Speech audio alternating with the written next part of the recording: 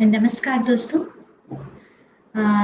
जैसा कि अनुगूंज के पटल पर मैंने 7 बजे आने का आपको आमंत्रण दिया था, तो मैं आ गई हूँ और थोड़ी-सी प्रतीक्षा कर रही हूँ कि वहाँ से अनुगूंज के पटल से अप्रूव हो, उसके बाद हम कार्यक्रम को शुरू करेंगे।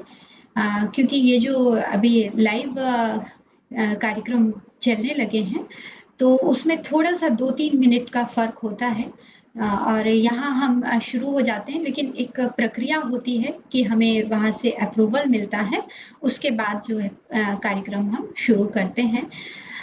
तो आज हम 1 घंटे का ये कार्यक्रम रहेगा लगभग और मेरा प्रयास रहेगा कि मैं आपको अनुगूंज के इस पटल से अपनी कुछ कविताएँ जो हैं सुनाऊँ और मुझे लगता है कि धीरे-धीरे सब लोग जो हैं आना शुरू हो जाएँगे और जैसे ही हमारे धीरे-धीरे मित्रगण जुड़ते जाएँगे, वैसे-वैसे हम कार्यक्रम शुरू करेंगे और मैं अभी प्रतीक्षा कर रही हूँ कि मुझे थोड़ा-सा एक हिंट मिल जाता, तो फिर मैं कार्यक्रम की शुरुआत करती। अभी मुझे एक भी जो है लिंक दिख नहीं रहा है। एक भी यदि कमेंट आता है, तो फिर मैं अपनी बात शुरू करूँगी। अम, अ, हालाँकि मैं समझती हूँ कि जब तक सब जुड़ रहे हैं अ, उसके साथ-साथ मैं शुरुआत में थोड़ा-सा दोस्तों को आप जो मेरे मित्र हैं और जो लेकिन जो इस साहित्यिक संस्था से जुड़े हैं, वो तो इसके बारे में जानते हैं। लेकिन फिर भी जो कुछ लोग हैं अ, मेरे ख्याल से निवेदिता जी धन्यवाद निवेदिता जी, आपका मुझे दिख गया है कमेंट। हालाँकि ये मैं चूँकि लैपटॉप से कर रही हूँ मोबाइल फ़ोन से नहीं कर रही हूँ दोस्तों, इसलिए मैं ये मैं समझ नहीं पा रही हूँ कि किसके कमेंट्स आ रहे हैं या नहीं। तो कृपया मुझे मैं ये उत्तरदायित्व आज के कार्यक्रम का निवेदिता जी को दूँगी क्योंकि लैपटॉप पे बिल्कुल भी समझ में नहीं आता है कि कौन आया, कौन नहीं आया। तो मैं आज के कार्यक्रम का बाद में मैं फ़ेसबुक जब देखूँगी, तब उसके बाद मैं ज़रूर आपसे रिएक्ट करूँगी। लेकिन प्लीज़ निवेदिता जी आपसे निवेदन है और मेरी बेटी श्वेताक्षी उसको भी मैंने बोला है, वो मैं मुझसे जुड़े लोगों का अभिवादन स्वीकार करें क्योंकि मुझे लैपटॉप में बिल्कुल भी नहीं दिख रहा है। तो दोस्तों मैं ये कह रही थी कि मैं थोड़ा-सा कार्यक्रम शुरू करने के पहले आपको अनुगुंज साहित्यिक संस्था के बारे में बताना चाहूँगी क्योंकि वैसे तो सभी जानते हैं कि ये जो साहित्यिक संस्था है, ये बहुत ही प्रतिष्ठित साहित्यिक संस्था है फ़ेसबुक की और इसमें इस संस्था में हिंदी, अंग्रेजी, उर्दू 3 भाषाओं में साहित्य में काम ये कर रही है और फ़ेसबुक के इसका जो फ़ेसबुक ग्रुप पटल है अनुगुंज संस्था साहित्यिक संस्था का, उस पर आप बहुत ही प्यारी-प्यारी सुंदर रचनाएँ जो हैं इन तीनों भाषाओं में पढ़ सकते हैं, सुन सकते हैं और ये जो अनुगुंज साहित्यिक संस्था है, इसने 68 लाइव कार्यक्रमों का अब तक ये प्रसारण कर चुकी है। लेकिन अब कुछ परिवर्तन इसमें किए जा रहे हैं जुलाई माह से। हर रविवार को शाम 7 बजे अनुगुंज के फ़ेसबुक ग्रुप पर लाइव काव्य पाठ होंगे और हर शनिवार 7 बजे इंस्टाग्राम में युवा पीढ़ी के लाइव कार्यक्रम आयोजित किए जाएँगे। इस संस्था ने अपना इंस्टाग्राम भी चूँकि आजकल जो युवा हैं उनको इंस्टाग्राम का ज़्यादा फ़ेसबुक से ज़्यादा चलन इंस्टाग्राम का हो गया है, तो इस साहित्यिक संस्था ने 7 बजे हर शनिवार को इंस्टाग्राम में युवा पीढ़ी के लाइव कार्यक्रम ये आयोजित करेंगे और अनुगुंज जो है हर बुधवार को शाम 7 बजे टॉक शो यानी कि एक मुलाकात का आयोजन भी करने जा रहा है। पहला टॉक शो जो है दोस्तों वो 1 जुलाई से को है। इसके अलावा अन्य कार्यक्रम जैसे कि काव्य गोष्ठी वगैरह भी जो ये लोग करेंगे, तो आप पेज से इनके पेज से इसकी जानकारी आपको मिलती रहेगी। और एक और बहुत अच्छी चीज़ है कि ये अनुकुंज ने एक ऑनलाइन पत्रिका जो है वो भी हिंदी और अंग्रेजी 2 भाषाओं में इनकी एक पत्रिका है और इसमें भी आप विभिन्न रचनाओं को पढ़ सकते हैं, उनका आनंद ले सकते हैं। इस संस्था में जो सबसे प्रमुख तो ख़ैर निवेदिता चक्रवर्ती जी हैं ही, इसके अलावा जो कार्यकारिणी के प्रमुख सदस्य हैं, उनमें निवेदिता चक्रवर्ती के अलावा सरिता सिंह जी हैं, शियोली चक्रवर्ती है, भव्या बनर्जी, भूपेंद्र टिक्कू जी। इन सब का एक बहुत ही शानदार टीम है जो अनुगूंज संस्था को चला रही है और मैं समझती हूँ कि इन सब सदस्यों को मेरी तरफ से भविष्य में भी इस तरह अनुगूंज संस्था जो है आगे काम करती रहे, बहुत आगे बढ़े, मेरी शुभकामनाएं हैं। तो दोस्तों, ये तो मैंने थोड़ा-सा आपको अनुगुंज के बारे में बताया और मैं आपको बताऊँ कि निवेदिता जी से जो मेरी मुलाकात है, वो भी फ़ेसबुक पटल पर ही हुई है। क्योंकि निवेदिता जी ने फ़ेसबुक लाइव कार्यक्रम मेरा एक हुआ था, उसमें मेरी रचनाओं को सुना और पसंद किया और मैंने भी उन्हें फ़ेसबुक के माध्यम से जाना। उनकी जो किताब है मेरे हिस्से के नूर, बड़ी ही शानदार किताब उन्होंने लिखी है और शायद निवेदिता मैं गलत नहीं हूँ तो आप इससे ही ज़्यादा लोकप्रिय पाठकों के बीच में हो रही हैं। तो निवेदिता जी के व्यक्तित्व और कृतित्व के हिस्से वाले नूर को मैंने इनकी फ़ेसबुक से ही जाना था और हम दोनों इस तरह से फ़ेसबुक के माध्यम से ही मिले और मैं समझती हूँ कि कविताओं और रचनाओं ने ही हम दोनों को एक-दूसरे के निकट लेकर आए और इसलिए जब निवेदिता जी ने मुझे अनुगूंज में आने का निमंत्रण दिया, तो मैंने उसे सहर्ष स्वीकार कर लिया। दोस्तों, मैं आपको बिल्कुल भी नहीं देख पा रही हूँ कि कौन-कौन जो है मुझे सुन पा रहा है। तो मैं क्षमा चाहूँगी, मैं समझ नहीं पा रही हूँ कि आप में से कौन आया है। तो निवेदिता जी ने अनुगूंज में मुझे आने का निमंत्रण दिया और मैंने इसे सहर्ष स्वीकार किया। लेकिन एक बात मैं बोलना चाहूँगी कि सबसे ज़्यादा जो अनुगूंज ने मुझे आकर्षित किया है, वो उनके प्रोफ़ाइल में लगी जो सरस्वती जी की प्रतिमा है की जो फ़ोटो लगी हुई है, उसने मुझे बहुत ज़्यादा प्रभावित किया। उसका कारण एक है कि मैं आपको बताऊँ कि जब मैं उज्जैन यूनिवर्सिटी में पीएचडी कर रही थी, तो गर्ल्स हॉस्टल में जब हम रहते थे, तो हूबहू बिल्कुल ऐसी ही प्रतिमा जो थी, वो हमारे हॉस्टल की थी और हम लोग सुबह-शाम जो पूजन करते थे हॉस्टल में, तो उस प्रतिमा के सामने ही करते थे। तो जब मैंने अनुगूंज में उस प्रतिमा को देखा, तो मुझे लगा कि ये तो हमारे हॉस्टल वाली प्रतिमा है। जो मेरे हॉस्टल के दोस्त यदि जुड़े होंगे तो वो ज़रूर समझ रहे होंगे सपना आप यदि जुड़ी हैं, तो ज़रूर आपको भी याद आई होगी वो प्रतिमा। और हम बचपन से हमारा सरस्वती जी की हमने पूजन की और एक श्लोक जो था नमस्ते शारदे देवी काश्मीर पुरवासिनी त्वामहम प्रार्थे नित्यम विद्या दानम च देहिनी। ये जो श्लोक है इसको हमारे बोलते बोलते जैसे ये श्लोक हमारी जिह्वा पर स्थापित हो गया है क्योंकि बचपन से हमको आदत है और सुबह जब हम अभी भी स्नान करके जब पूजन करते हैं तो इसी मंत्र से हमारी पूजन की शुरुआत होती है और कोई भी कार्यक्रम की जब शुरुआत होती है तो मैं मन ही मन इस का उच्चारण करती हूँ। लेकिन चूँकि अनुगूंज जो है एक सरस्वती का मंदिर है, मैं इसे हमेशा कहती हूँ कि ये सरस्वती का मंदिर है, तो मैंने सोचा कि इस मंत्र का उच्चारण विधिवत उच्च स्वर में इस पटल पर मैं कर सकती हूँ। तो जो निवेदिता है और मैं हूँ, दोनों ही की आराध्या जो है माँ सरस्वती हैं। इस नाते मैं समझती हूँ कि मैं और निवेदिता आराध्या सखियाँ हुई और फिर निवेदिता के जीवन परिचय ने मुझे ये कहने को प्रोत्साहित किया है कि नारी जो है वाक़ई नारायणी होती है और अपने-अपने हिस्से के नूर उसे स्वयं प्रकाशमान करने होते हैं। हर व्यक्ति के नूर के विषय जो होते हैं, वो पृथक-पृथक होते हैं। मित्रों में मैं आपको बताऊँ कि मूलतः जो मैं लेखन करती हूँ, जो लोग मुझे जानते हैं, वो विज्ञान लेखिका के रूप में जानते हैं क्योंकि मेरा जो विषय है, वो मूलतः विज्ञान लेखन ही है। इसलिए मैं कह सकती हूँ कि मेरे नूर का जो विषय है, वो मुझे विज्ञान में अधिक मिलता है, परंतु हिंदी के गीत और कविताएँ उर्दू में हम कहें तो वो गज़लें हैं और अंग्रेजी में हम कहें तो वो पोएट्री है।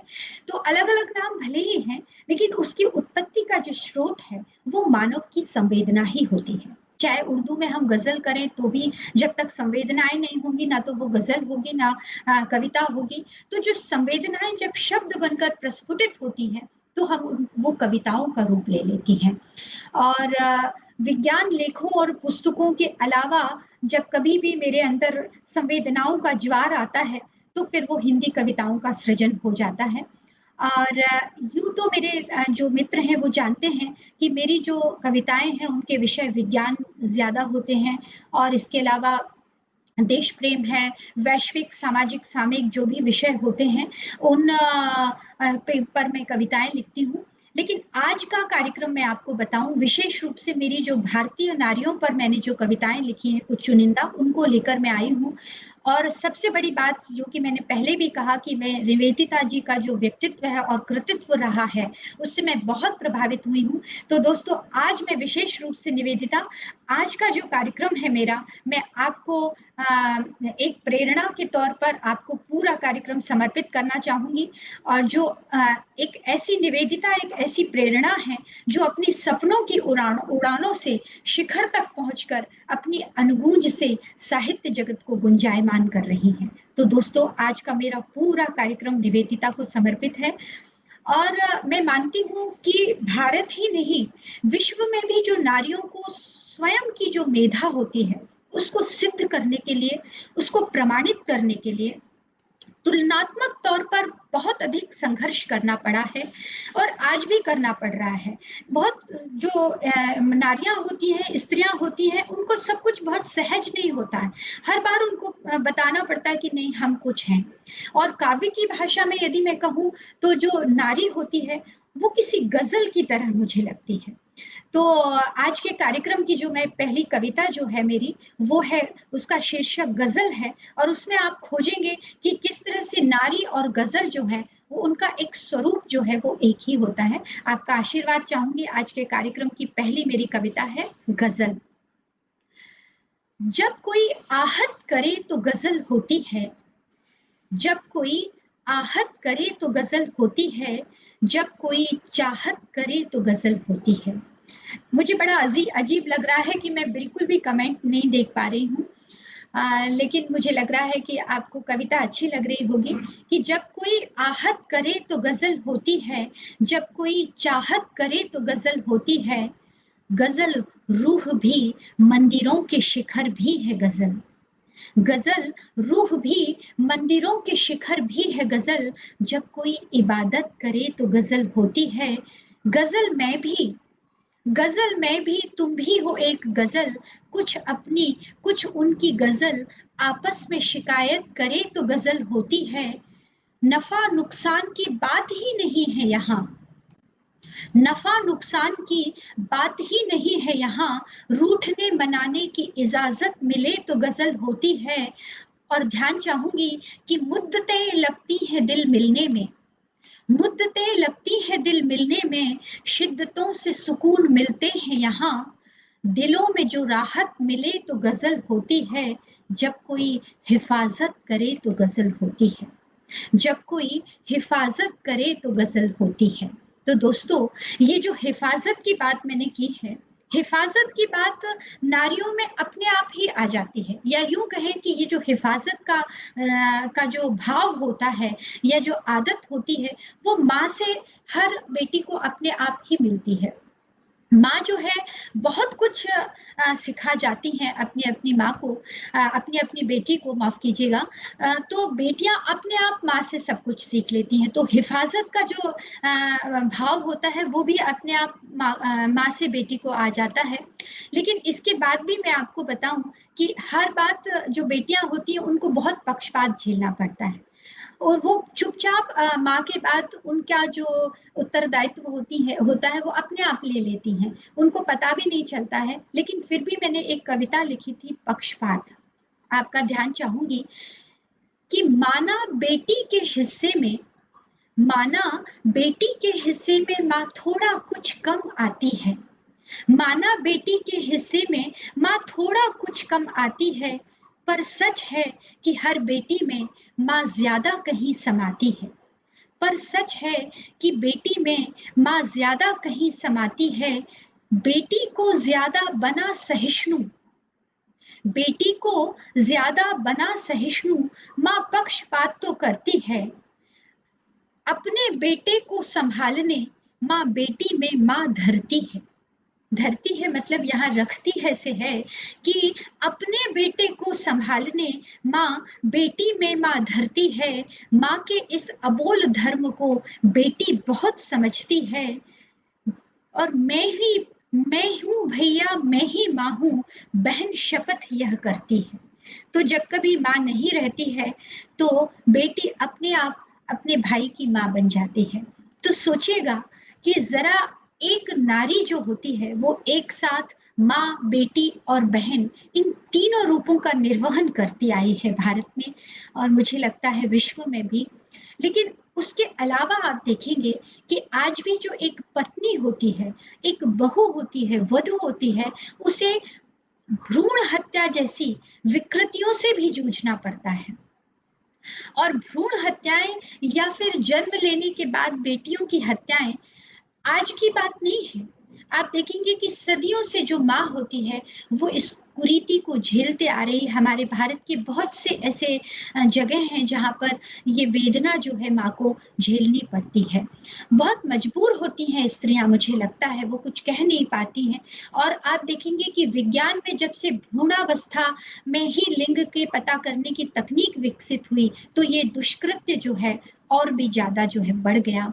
और मैंने बहुत पहले एक कविता लिखी थी भ्रूण हत्या पर, मौन ममता, और इस कविता को बहुत पसंद किया गया था। मैं आपको जरूर इस कविता को इस समय सुनाना चाहूंगी, क्योंकि मैंने कहा कि आज का मेरा परिप्रेक्ष्य पूरी तरह से भारतीय स्त्रियों पर मैंने जो कविताएं लिखी हैं उस पर है। तो आप प्रस्तुत है मेरी कविता मौन ममता। आपका विशेष ध्यान चाहूंगी, ये भ्रूण हत्या पर मैंने लिखी थी कि एक बार फिर हार हुई, एक बार फिर हार हुई, माँ ममता में दरार हुई, वो जोर का प्रहार था, आवाज बस नहीं हुई। एक बार फिर हार हुई, माँ ममता में दरार हुई, वो जोर का प्रहार था, आवाज बस नहीं हुई। अपमान के अंगार को माँ ने नयन में भर लिया, अपमान के अंगार को माँ ने नयन में भर लिया, रोई बहुत सिहर सिहर पर चीख बस नहीं हुई। भ्रूण के विलगाव से ममता तड़प कर रह गई, भ्रूण के विलगाव से ममता तड़प कर रह गई, प्रेम का बलिदान कर माँ देह फिर एक हो गई, प्रेम का बलिदान कर माँ देह फिर एक हो गई। माँ अपने इतिवृत्त के केंद्र पर खड़ी हुई, माँ अपने केंद्र के इतिवृत्त के केंद्र पर खड़ी हुई, अश्रुजल पीती हुई मौन को सुनती गई, अश्रुजल पीती हुई मौन को सुनती गई, एक आस लिए हुए पथ पर चलती गई, विजय पथ की पगडंडियों में हार के ही कण बिछे हैं, विजय पथ की पगडंडियों में हार के ही कण बिछे हैं, हार की संवेदना में विजय के सपने छिपे हैं। आज अपमानित हुई तो क्या, देखिए कितनी मजबूरी में भी वो अपनी बेटी के लिए सोचती है कि आज अपमानित हुई तो क्या, कल सत्य का सम्मान होगा, देर से ही सही पर पुत्री का विजय श्रृंगार ससम्मान होगा। तो ये होती है एक आशा कि भ्रूण हत्या से मजबूर जो माँ होती है उसके बाद भी वो सोचती है कि एक दिन अवश्य आएगा कि उसकी पुत्री का विजय श्रृंगार जो है वो ससम्मान होगा। तो एक और विषय पर मैं आना चाहूंगी कि जिस तरह से एक माँ को भ्रूण हत्या का पाप झेलना पड़ता है हमारे भारतीय समाज में, और एक और विकृति, महत्वाकांक्षी विकृति मैं कहूंगी कि कोख बेचने की विकृति जो है वो भी कुछ दशकों से आ गई है। आप बिल्कुल सही समझ रहे हैं, मेरा इशारा सरोगेट मदर पर है। सरोगेट मदर का जो कॉन्सेप्ट आया भारतीय समाज में, और बहुत चलन आया, एक समय था, मेरे ख्याल से एक पिक्चर भी उस पर आई थी, मुझे याद नहीं आ रहा है क्योंकि मैं पिक्चरें थोड़ा कम देखती हूँ मूवीज, लेकिन एक पिक्चर आई थी जिसमें प्रीति जिंटा ने सरोगेट मदर का, आप में से शायद बहुत लोगों ने शायद उस पिक्चर को देखा होगा। और ये बड़ा ही एक अजीब सा कॉन्सेप्ट आया कि सिर्फ एक अपने आनुवंशिक बच्चा जो है वो उसमें आ सके, इसके लिए जो है लोगों ने उसको किया था। और मैं समझती हूँ एक मिनट, ये कुछ गड़बड़ हो रहा है। तो मैं वही कह रही थी कि जो सरोगेट मदर का कॉन्सेप्ट आया था, उसने भारतीय स्त्रियों को और भी ज्यादा प्रभावित किया इस कुरीति से, क्योंकि ये ऐसा आया, आप में से बहुत से लोग शायद जानते भी होंगे, जो नहीं जानते उनको मैं संक्षिप्त में बताना चाहूंगी कि उसमें एक गरीब जो स्त्री होती है या कोई भी महिला, उसको एक दिया जाता है, एक ड्यूरेशन रहता है कि आपको उसकी माँ बनना है और बच्चा देने के बाद जो है आपको उसको भूल जाना है। तो ये बड़ा बहुत बहुत हृदय विदारक ये कॉन्सेप्ट आया सरोगेट मदर का, और उस पर मैंने एक कविता लिखी थी जो कि लिटरेचर इंडिया लिटरेचर एक पत्रिका है उसमें प्रकाशित हुई थी, और उस समय ये पहली कविता थी इस विषय पर। आपका ध्यान चाहूंगी मैं। Surrogate mother. तुम्हें न देख पाने के वचन से बंधी हुई हूं मैं, तुम्हें न देख पाने के वचन से बंधी हुई हूं मैं, संवेदना का कत्ल कर कब से सोई नहीं हूं मैं, संवेदना का कत्ल कर कब से सोई नहीं हूं मैं, जन्म देकर तुम्हें सौंप दूंगी उन्हें, जन्म देकर तुम्हें सौंप दूंगी उन्हें, क्योंकि किराए पर तुम्हें जन्म दे रही हूं मैं। देखिए कितनी पीड़ा है कि क्योंकि किराए पर तुम्हें जन्म दे रही हूं मैं, चिकित्सा के बाजार में मजबूर खड़ी हूं मैं, चिकित्सा के बाजार में मजबूर खड़ी हूं मैं, विज्ञान को विजय दिला पराजित हुई हूं मैं, विपन्नतावश कोख का सौदा करने के लिए, विपन्नतावश कोख का सौदा करने के लिए मुंह ढक कर ममता बेचे जा रही हूं मैं, दे औलाद उन्हें अपने बच्चे खो रही हूं मैं। इसमें एक शर्त होती है कि आप अपने परिवार के सदस्यों से अपने बच्चों से नहीं मिल सकते हैं, ये तो दे औलाद उन्हें अपने बच्चे खो रही हूं मैं, कितनी ही कुंठा से ये सब कर रही हूं मैं, देखा नहीं बड़े दिनों से अपने भूखे बच्चों को, देखा नहीं बड़े दिनों से अपने भूखे बच्चों को, हाय यहाँ आकंठ खाए जा रही हूं मैं, विज्ञान के औजार से तराशी जा रही हूं मैं, विज्ञान के औजार से तराशी जा रही हूं मैं, रोज परख नली बनाकर हिलाई जा रही हूं मैं, आनुवांशिक औलाद से तृप्ति की खातिर, आनुवांशिक औलाद से तृप्ति की खातिर मां होकर भी सरोगेट कही जा रही हूं मैं, बिखर रही ममता को समेट नहीं पा रही हूं मैं। अंतिम पंक्तियां हैं कि बिखर रही ममता को समेट नहीं पा रही हूं मैं, आत्मग्लानि की लपटों में जल रही हूं मैं, मेरी बंद मुट्ठी से मेरा बच्चा रेत रेत छिन रहा है, मेरी बंद मुट्ठी से मेरा बच्चा रेत रेत छिन रहा है, अमीरी के समंदर में बहाई जा रही हूं मैं, अमीरी के समंदर में बहाई जा रही हूं। तो दोस्तों ये भ्रूण हत्या और सरोगेट मदर, ये दो जो हैं हमारी भारतीय स्त्रियों के लिए बड़ी ही कुरीति जो है मैं कहूंगी कि आई है। तो ये तो कुछ ऐसी चीजें हैं जिनमें हम कुछ कर भी नहीं पाते हैं, क्योंकि हर व्यक्ति हर नारी की अपनी मजबूरी होती है, और उसे मजबूरी में ये सब करना पड़ता है। तो ये थोड़ा सा कविताएं थी, अब मैं आपको अपना भी थोड़ा सा परिचय मैं समझती हूँ दे दूं, क्योंकि कुछ लोग जो नए हैं, कुछ मेरे अपने मित्र हैं वो तो जानते हैं, लेकिन मैं आपको बताना चाहूंगी इस पटल पर जो मुझे पहली बार देख रहे हैं कि मैं अपना मैंने जो है वनस्पति शास्त्र में विक्रम विश्वविद्यालय से पीएचडी किया है, और लगातार 20 सालों से मैं विज्ञान लेखन कर रही हूँ। तो वनस्पति विज्ञान तो मेरा विषय है ही, इसके अलावा पर्यावरण विज्ञान, अंटार्कटिक विज्ञान और समुद्र विज्ञान पर मेरी अंग्रेजी और हिंदी में कुल 22 किताबें हैं दोस्तों, और मैंने लगभग 400 के करीब मेरे सामयिक विषयों पर और विज्ञान विषयों पर मेरे लेख अब तक प्रकाशित हो चुके हैं। मैं आकाशवाणी पर भी से भी जुड़ी हुई हूँ, और दूरदर्शन पर भी मेरे विज्ञान जो साइंस का साइंस दूरदर्शन जो है, विज्ञान दूरदर्शन का जो है उस पे भी मेरे कार्यक्रम आते रहते हैं। इसके अलावा जो देश की संस्थाएं हैं वहाँ भी मेरे कुछ लेक्चर्स होते रहते हैं। तो इस तरह से मैं जुड़ी हुई रहती हूँ। और लेकिन इन सब के अलावा भी मेरे आसपास जो जो घटित होता है, खासतौर पर जो भारतीय नारियों का जो हाल है, परिवेश में जो भी स्त्री आती है उसको देखकर मेरे मन में जो भी कविताएं या फूटती हैं तो मैं लिख लेती हूँ। और अन्य विषयों पर भी मैं कविताएं लिखती हूँ।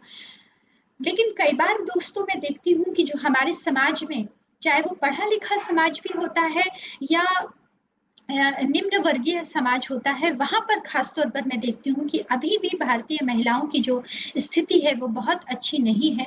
और ज्यादातर जो हमारा समाज है, जो भारत में जो महिलाएं हैं, वो आज भी बहुत अधिक, भले ही हमारा समाज बहुत अधिक बढ़ गया है, लेकिन फिर भी उनकी जो व्यथा है वो बहुत अधिक है।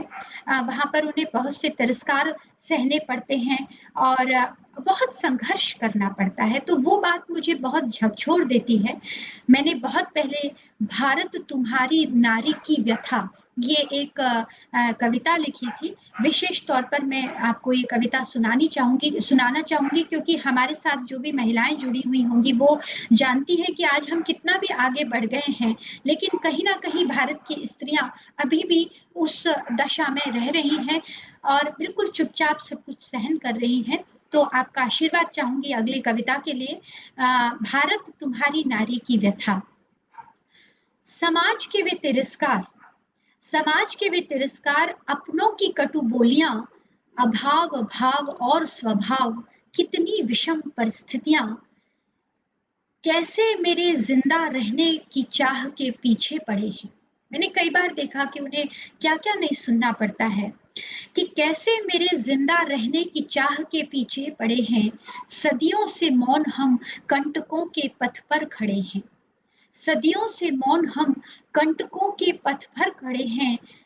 हालांकि फिर भी आप देखेंगे कि कभी कभी टूटती मौन तंद्रा, समाजों में ज्वार आए, करोड़ों में बस एक कोई शक्ति स्वरूपा कहलाए। इतना सब होने के बावजूद भी आप देखेंगे कि कोई ना कोई एक शक्ति जो है आ जाती है और हमारा समाज फिर भी कहता है कि अब कोई अबला नहीं रह गया है। लेकिन आप देखिए कि अबला नहीं हो कि असत्य के स्वर भरे पड़े हैं, अबला नहीं हो कि असत्य स्वर भरे पड़े हैं। सदियों से कौन हम खोज पाने में अड़े हैं, प्रारब्धों को कोसते तुम। मैंने देखा है कि कई बार स्त्रियों को कहते हैं कि तुम कहाँ से आ गई, तुम तो हमारे लिए दुर्भाग्य हो, इस तरह से जो है कोसते रहते हैं लोग। तो प्रारब्धों को कोसते तुम, आत्मग्लानि से भरी मैं, अपमान क्या तुम्हारा करूंगी, स्वयं सम्मानों से डरी मैं, आराध्य मानकर तुम्हारी पूजा करती रही हूँ। शुरू से भारतीय महिलाओं को कहा गया है कि पति परमेश्वर होता है, तो उस पर वो कहती है कि आराध्य मानकर तुम्हारी पूजा करती रही हूँ, प्रारब्ध और अपमान की सीमाओं से भी परे हूँ। मृत्यु का वरण मुझे अब दुष्कर दूभर नहीं, मृत्यु का वरण मुझे अब दुष्कर दूभर नहीं, हर रोज के हर निमिष मौत से कुछ कम नहीं। हाँ समाज तुम मुझे जीने देते नहीं हो, हाँ समाज तुम मुझे जीने देते नहीं हो, और मेरी ममता मुझे मरने देती नहीं है। तो दोस्तों, स्त्रियों में जो ममता होती है वो उसकी बड़ी कमजोरी होती है। एक तरफ कमजोरी भी होती है और मैं कहूँ कि सबसे बड़ी शक्ति भी होती है। ममता जो होती है वो बहुत बड़ी शक्ति होती है। इसका अनुभव मैं खुद भी जानती हूँ कि मैं आपको बताऊं कि जब मैं पीएचडी करने के बाद मेरा जो विवाह हुआ, मेरी बेटी हुई, उस समय मैं उज्जैन में पोस्ट डॉक्टरल रिसर्च कर रही थी और मेरी बेटी को मुझे 1 साल की छोड़ के और जाना पड़ता था। हालांकि वो अपनी दादी के साथ रहती थी, उस समय बहुत छोटी थी। और उसके बाद फिर हम लोग भोपाल शिफ्ट हुए और वहाँ मैंने जो प्रदूषण नियंत्रण बोर्ड है वहाँ भी 1 साल काम किया। उस समय मेरी बेटी 2 साल की थी और मैं आपको बताऊं, उसको जब मैं छोड़ के ऑफिस जाती थी तो मुझे बहुत दुख होता था। और उसकी भी हालत ये होती थी कि मैं तैयार होती थी, साड़ी पहनती थी और वो समझ जाती थी कि अब माँ जो है जाने वाली है। तो वो जो है बहुत गुस्सा हो जाती थी। और अभी तक भी उसको मेरे साड़ी पहनने से ऐसी चिढ़ होती है कि मैंने साड़ी पहनी और उसके मन में कहीं बैठ गया है। तो ये वो ममता थी और मुझे तब लगा कि शायद मुझे जॉब नहीं करना चाहिए। और बहुत से लोग मुझे कहते हैं कि आपका इतना अच्छा करियर रहा तो आपने जॉब क्यों नहीं किया? तो मुझे लगता है कि कहीं न कहीं ये ममता जो थी, उसने भी मुझे जॉब करने के लिए कहा। और दूसरी चीज़ एक और होती है दृष्टिकोण। जब हम बाहर कहीं काम करते हैं तो बहुत सारा दृष्टिकोण जो होता है लोगों का, उसको हमें सहन करना पड़ता है। कई कामकाजी महिलाएँ हैं, मेरे साथ ऐसा कुछ नहीं हुआ, बहुत से लोगों के साथ नहीं होता, लेकिन बहुत से लोगों के साथ होता भी है। तो वो दृष्टिकोण जो होता है वो हमें मजबूर कर देता है। तो 2 ऐसी चीज़ें थी जिसके कारण मैंने जॉब नहीं किया, बल्कि मुझे इससे कोई दुःख भी नहीं है, क्योंकि मैंने अपना घर बैठकर ही अपनी जो पढ़ाई थी उसका भरपूर उपयोग किताबों को लिखने में किया, और घर से ही मैंने जो भी अपना ज्ञान था थोड़ा बहुत, उसके माध्यम से ही अपना करियर जो है बनाया। तो दोस्तों, एक कविता मैंने लिखी थी दृष्टिकोण, उस पर मैं चाहूंगी कि आप जरूर इसे ध्यान से सुने। कविता है दृष्टिकोण। दृष्टि की अनंत गहराइयों, दृष्टि की अनंत गहराइयों, कोणों की बहुआयामी स्थितियों से निर्मित, क्षितिज की सीमाओं तक विस्तारित विराट स्वरूप का, परंतु अति सूक्ष्म सा मानव भाव दृष्टिकोण। क्षितिज की सीमाओं तक विस्तारित विराट स्वरूप का, परंतु अति सूक्ष्म सा मानव भाव दृष्टिकोण मनुष्य को उसकी श्रेणियां प्रदान करने वाली अंक सूची है, जिसके प्रश्न पत्रों में मनुष्य के दृष्टिकोण को बच्चों को समझने, स्त्रियों को देखने, बुजुर्गों को आदर देने, संपन्नता को पचा पाने, दरिद्रता को अनुभव कर पाने, प्रेम को आत्मसात कर पाने, क्रूरता को सहन कर पाने, समाज को बदल पाने, राष्ट्र को कुछ दे पाने के आधारों पर उत्तीर्ण या अनुत्तीर्ण होना पड़ता है, या फिर बार बार परीक्षाएं देते रहते हैं लोग। दृष्टिकोणों की चक्रव्यूहता को समझ पाने की उधेड़-बुन में लगे रहते हैं लोग। दृष्टिकोण, अंतिम पंक्तियों पर ध्यान चाहूंगी कि दृष्टिकोण मर्यादाओं की सीमाओं में होता है तो मनुष्य की जीत निश्चित है। दृष्टिकोण मर्यादाओं की सीमाओं में होता है तो मनुष्य की जीत निश्चित है, वरना अमर्यादित दृष्टिकोण कहीं का नहीं छोड़ता। मनुष्य न घर का रह पाता है न घाट का। मनुष्य न घर का रह पाता है न घाट का। और इस तरह से ये जो मैंने महसूस किया कि ममता और दृष्टिकोण, ये जो चीजें हैं, ये बहुत मायने रखती हैं। कहीं भी आप यदि बाहर जॉब करते हैं तो इनका बहुत ध्यान रखना पड़ता है। और मैं समझती हूँ कि जो कामकाजी महिलाएं हैं वो इन दृष्टियों को सहन भी करती हैं और किसी योद्धा की तरह एक करारा जवाब देने की हैसियत भी रखती हैं। और शायद इतनी शक्ति मेरे अंदर नहीं थी, इसलिए मैंने किताबों को अपना दोस्त बनाया। बचपन से ही वो मेरी दोस्त रही, और माँ सरस्वती की कृपा से मेरे जीवन में कभी बहुत ज्यादा ऐसा उथल पुथल नहीं आया, ना शादी के पहले ना बाद। और मैंने लगातार जो है अपने घोंसले में रहकर ही एक उन्मुक्त पक्षी की तरह जो है भरपूर अपने बच्चों को दुलार देते हुए कविताओं को लिखा, और माँ सरस्वती की सेवा जो है बड़ी ही समर्पित भाव से की, और किताबों को लिखा और करती भी जा रही हूँ। और माँ का हमेशा आशीर्वाद जो है रहा है। लेकिन फिर भी मैं कहूँ दोस्तों कि इतना सब करने के बाद भी बहुत से जो कड़वे अनुभव होते हैं वो होते ही हैं। मैं वापस आप सबसे क्षमा चाहूंगी कि मुझे बिल्कुल भी नहीं मालूम है कि मुझे कौन देख रहा है, कौन कमेंट कर रहा है। निवेदिता जी, प्लीज आप जरूर सबका ध्यान रखिएगा मेरी तरफ से। मेरी आराध्या सखी हैं आप। मैं बिल्कुल नहीं समझ पा रही हूँ कि कौन किसको मैं क्या कहूँ, कितने लोग जुड़े हुए हैं। तो प्लीज आप देखिएगा, मैं बाद में जरूर इस कार्यक्रम के बाद आप सभी से प्रतिक्रिया दूंगी।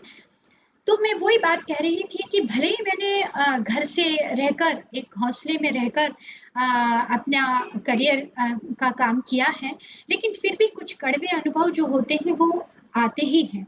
तो उसी आधार पर मैंने एक कविता लिखी थी, सुनो चिड़िया। बहुत से दोस्त जो हैं इस कविता को से जानते हैं, मैंने लिखा था, सबने बहुत पसंद भी किया था। आपके साथ साझा कर रही हूँ फिर से कि सुनो चिड़िया। सुनो चिड़िया, अपनी हर ऊंची उड़ान पर यह भ्रम मत पालो कि आसमान तुम्हारा है। सुनो चिड़िया, अपनी हर ऊंची उड़ान पर यह भ्रम मत पालो कि आसमान तुम्हारा है। तुम्हारा यह भ्रम और कुछ नहीं, सिर्फ तुम्हारा भोलापन है। तुम्हारा यह भ्रम और कुछ नहीं, सिर्फ तुम्हारा भोलापन है। तुम्हारी हर उड़ान पर वो जो पंखों को कतरने में लगे रहते हैं, तुम्हारी हर उड़ान पर वो जो पंखों को कतरने में लगे रहते हैं और तुम्हारे ही लहू से आसमान पर लिखते हैं कि आसमान हमारा है। और तुम्हारे ही लहू से आसमान पर लिखते हैं कि आसमान हमारा है। उनका यह भ्रम और कुछ नहीं, सिर्फ उनका मैलापन है। उनका यह भ्रम कुछ और नहीं, सिर्फ उनका मैलापन है। सुनो चिड़िया, मैं तुम्हें उड़ने से नहीं रोक रही हूँ। सुनो चिड़िया, मैं तुम्हें उड़ने से नहीं रोक रही हूँ। उड़ना तो तुम्हारा हक है। उसे वे क्या रोक पाएंगे जिन्हें स्वयं पर ही शक है। उसे वे क्या रोक पाएंगे जिन्हें स्वयं पर ही शक है। फिर भी तुम्हें चेताना क्यों मुझे अपना धर्म सा लगता है। फिर भी तुम्हें चेताना क्यों मुझे अपना धर्म सा लगता है।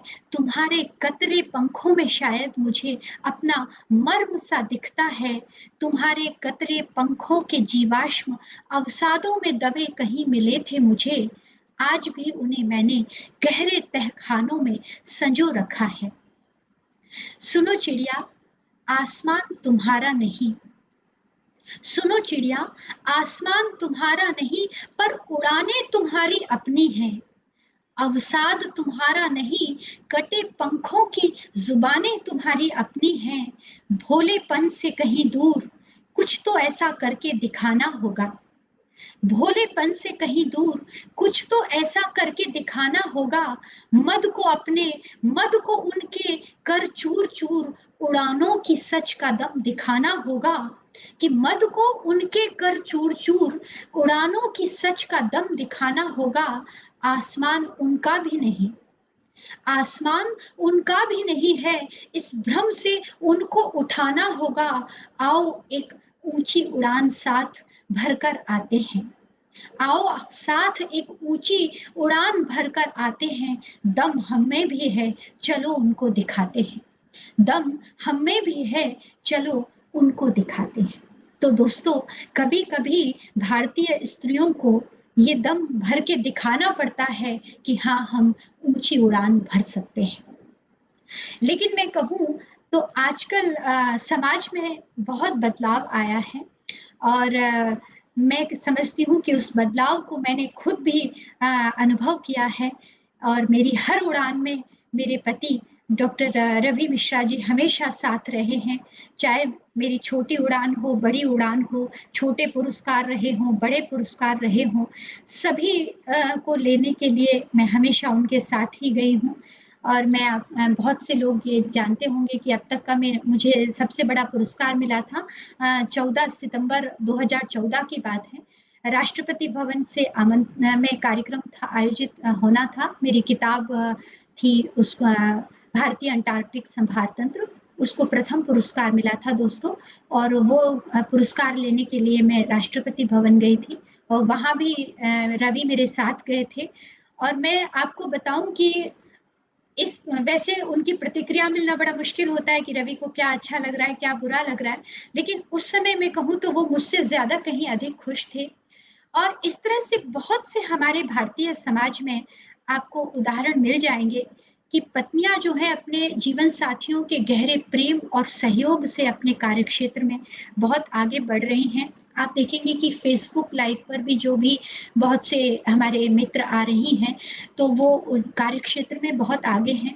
और कहीं ना कहीं उनके जीवन साथी का उनको बहुत योगदान रहा है और उनका भरपूर सहयोग जो है मिल रहा है। और इसलिए वो एक हमारे यहाँ हम कहना चाहिए भारतीय समाज में ऐसी भी स्त्रियां हैं कार्यक्षेत्र में आई हैं जो कदम से कदम मिलाकर उनके जो जीवन साथी हैं वो पूरा सहयोग दे रहे हैं।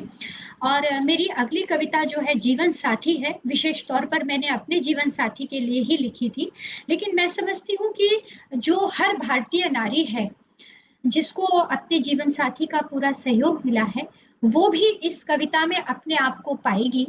तो अगली अगली कविता पर मैं आपका आशीर्वाद चाहूंगी कि मेरे जीवन के प्रभु प्रदत्त चिर साथी, मेरे जीवन के प्रभु प्रदत्त चिर साथी, मेरे शिव तुम्ही, शक्ति तुम्ही, मेरे शिव तुम्ही, शक्ति तुम्ही, मेरे जीवन रथ के विश्वस्त सारथी, मेरे जीवन रथ के विश्वस्त सारथी, मेरे पथ तुम्ही, पथ प्रदर्शक तुम्ही, मेरी लज्जा शुचिता के अधिपति, मेरी लज्जा शुचिता के अधिपति, मेरी सीमा तुम्ही, मर्यादा तुम्ही, मेरी चिर कामना के शचिपति, मेरी चिर कामना के शचिपति, मेरा हास तुम्ही, परिहास तुम्ही, मेरी सफलताओं के प्रभात के रश्मि रथी, मेरी सफलताओं के प्रभात के रश्मि रथी,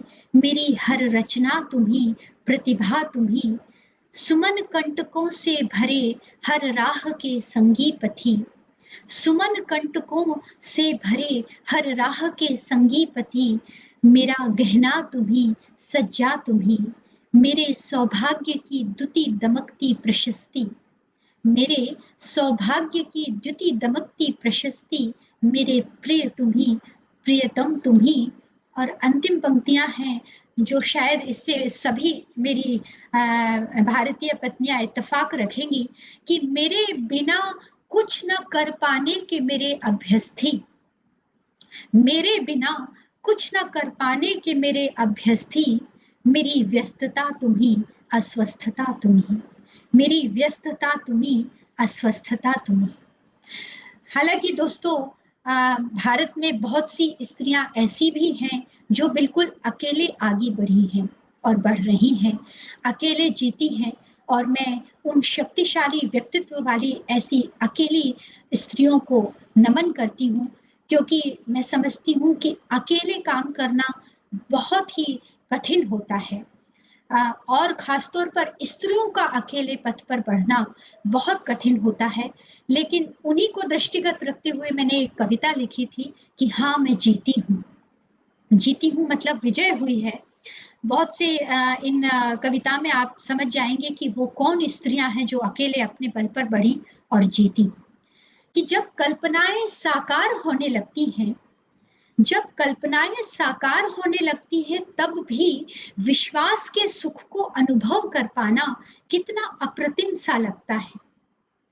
कि जब कल्पनाएं साकार होने लगती हैं, तब भी विश्वास के सुख को अनुभव कर पाना कितना अप्रतिम सा लगता है कि अब मैं शनि के चबूतरे पर चढ़ूंगी, अब मैं शनि के चबूतरे पर चढ़ूंगी, हाँ अब मैं हाजी अली के दरगाह में जाऊंगी, अब तलाक के 3 शब्द मेरी रूह को नहीं मारेंगे, अब तलाक के 3 शब्द मेरी रूह को नहीं मारेंगे, अब मैं सबरी माला का गर्भगृह देख पाऊंगी, अब मैं सबरी माला का गर्भगृह देख पाऊंगी।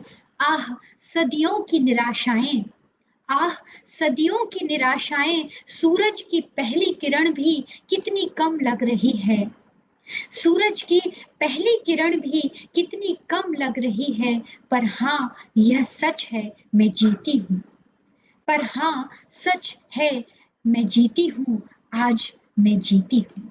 कि दोस्तों आप समझ गए होंगे कि ये पंक्तियां क्या कहना चाहती हैं, लेकिन ये भी सच है कि ये जो जीत है, ये जो विजय है, वो अकेली स्त्रियां जिन्होंने ये विजय हासिल की, उनको बहुत से संघर्षों और बहुत से परेशानियों से जूझना पड़ा था, और वे ही जानती हैं कि वो कितनी बार गिरी, कितनी बार उठी, कितनी बार उनको सुनना पड़ा, कितना टूटना पड़ा, कितना जुड़ना भी पड़ा, लेकिन उन्होंने कभी हार नहीं मानी।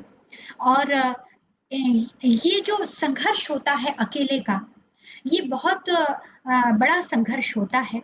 मैंने बहुत पहले एक कविता लिखी थी इंद्रजाल, आपका ध्यान चाहूंगी कि काल रात्रि में तारा तारा टूटा, काल रात्रि में तारा टूटा, जैसे मेरे भ्रम का कोई इंद्रजाल था टूटा, काल रात्रि में तारा टूटा, जैसे मेरे भ्रम का कोई इंद्रजाल था टूटा, तार तार जब हुआ जाल तो कितनी ही आशाएं रोई। तार तार जब हुआ जाल तो कितनी ही आशाएं रोई।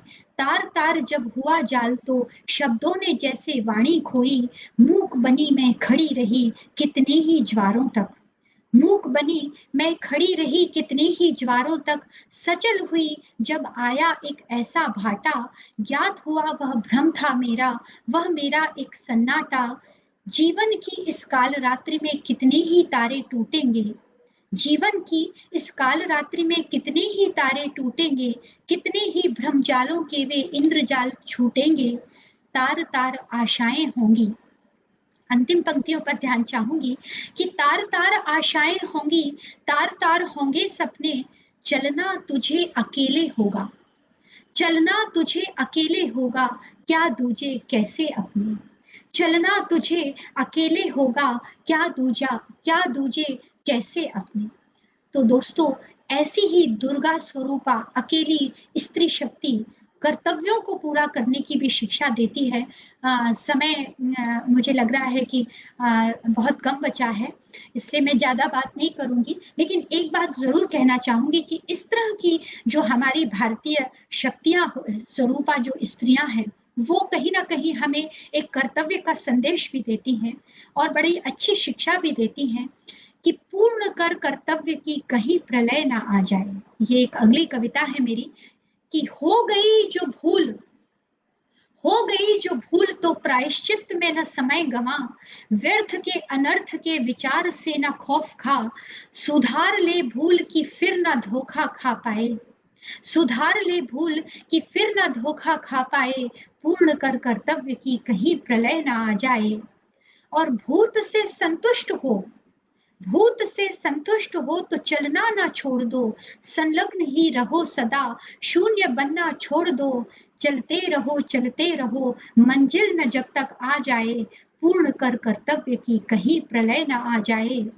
खुश रहो खुश रहो स्वयं कि दूसरों को भी खुशी ही दो। ये हमारी भारतीय नारियों का बहुत बड़ा संदेश होता है कि खुश रहो स्वयं कि दूसरों को भी खुशी ही दो।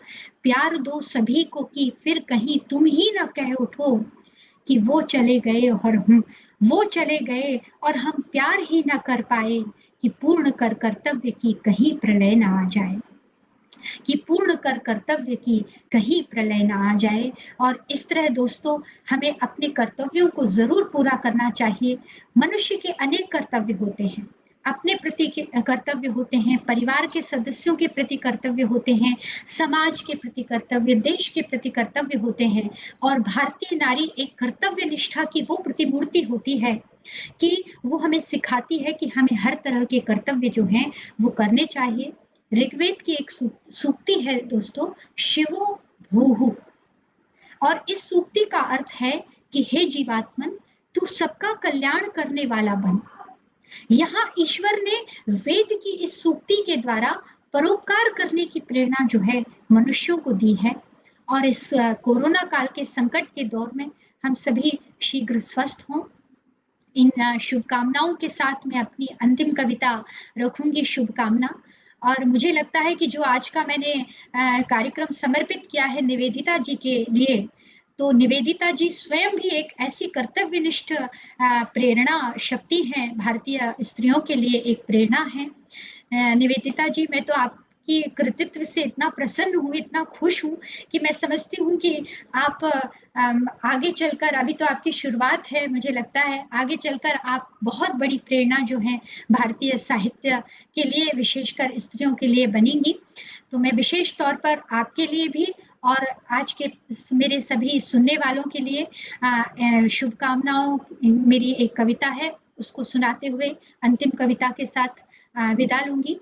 मुझे लगता है समय भी होने वाला है, तो प्रस्तुत है आपके लिए शुभकामनाएं कि सद्य रवि की अरुण रश्मियों सी, सद्य रवि की अरुण रश्मियों सी, पुष्पों की मृदुल कलियों सी। सद्य रवि की अरुण रश्मियों सी, पुष्पों की मृदुल कलियों सी। ब्रज होली की रंग रलियों सी, गीतों से गुंजित गलियों सी। सत्य रवि की अरुण रश्मियों सी, पुष्पों की मृदुल कलियों सी, ब्रज होली की रंग रलियों सी, गीतों से गुंजित गलियों सी, हर राग रहे हर कली खिले, हर राग रहे हर कली खिले, रंग रंग जीवन मधुमास रहे, संकल्प बने बनकर फहरे, संकल्प बने बनकर फहरे, संग संग पावन मृदु आस रहे, जीवन के प्रति पल पल में, जीवन के प्रति पल पल में एक तापस सा विश्वास रहे, मिलते हैं चरम बिंदु निश्चित, मिलते हैं चरम बिंदु निश्चित, गर कष्टों में भी हास रहे, मिलते हैं चरम बिंदु निश्चित, गर कष्टों में भी हास रहे। तो दोस्तों ये बात जरूर रखिएगा याद कि कितने भी कष्ट हो, कितने भी संघर्ष हो, लेकिन हम यदि एक तापस सा विश्वास लेकर आगे बढ़ेंगे तो इन कष्टों में भी हमें जरूर हास मिलेगा। तो अपने जीवन में हमेशा हमेशा हंसी खुशी रहिएगा। और निवेदिता जी को मैं पुनः आभार व्यक्त करना चाहूंगी और अनुगूंज के पटल को धन्यवाद देना चाहूंगी कि मुझे ये अवसर प्रदान किया। और आप सभी श्रोताओं को जिन्हें मैं देख नहीं पाई, बहुत बहुत माफी चाहूंगी कि मैं आपका नाम भी नहीं ले पाई, लेकिन मैं जानती हूँ कि आप लोग जरूर आए होंगे। और आप सभी का कोटि कोटि धन्यवाद। नमस्कार।